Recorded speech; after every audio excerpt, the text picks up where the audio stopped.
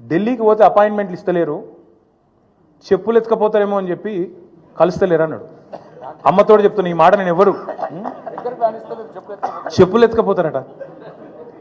అరే చెప్పులు ఎత్తుకపోయేటోళ్ళు వేరే పార్టీ వాళ్ళు ఉన్నారు ఇక్కడ, అది వాళ్ళ కథ వేరు. చెప్పులు ఎత్తుకపోయింది నాకు అర్థం కాదు. ఢిల్లీకి పోతే అపాయింట్మెంట్లు ఇస్తలేరు, ఎవరు ఇస్తలేరు? రాహుల్ గాంధీ ఇస్తలేడు, వరకు కరెక్టే. నీకు ఇయ్యరు కూడా, ఎట్లు ఇస్తారు? నీకు తెలిసిపోయింది నీ కథ అంతా. ఇయ్యరు. ఈ కొత్తగా ఎవరైనా సుట్టపోడు కొత్తగా వస్తేనేమో మర్యాద ఇస్తారు ఎవరైనా సరే, 4 రోజులు ఉంటుంది మర్యాద. ఇక కానీ నువ్వు వచ్చేదేమో ఢిల్లీకి నీ పని మీద వస్తావు. మీ మూటలు మోసుకపోయేందుకు 42, 43 సార్లు పోతావు ఇప్పటికీ.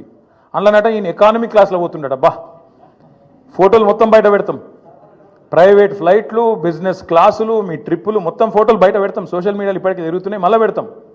అరే గింత అన్యాయం మాటలు మాట్లాడతారు. 43 సార్లు ఢిల్లీకి పోతివి, 43 పైసలు లేకపోతివి. ఏముంటుంది ఇజ్జత్ నీకు ఢిల్లీ మార్కెట్లో? వీడు ఊకొత్తాడు పోతాడు, ఎందుకు ఇవ్వాలి మీకు అపాయింట్మెంట్? ఇస్తలేరు, ఏం చేయాలి మరి? నువ్వు మూటలు మోసేందుకు వస్తున్నావు ఢిల్లీకి, రాహుల్ గాంధీకి మూటలు ఇస్తేందుకు వస్తున్నావు. మొదలు మర్యాద ఉంటుంది, ఇక ఆఖరికి దొంగలెక్కనే చూస్తారు.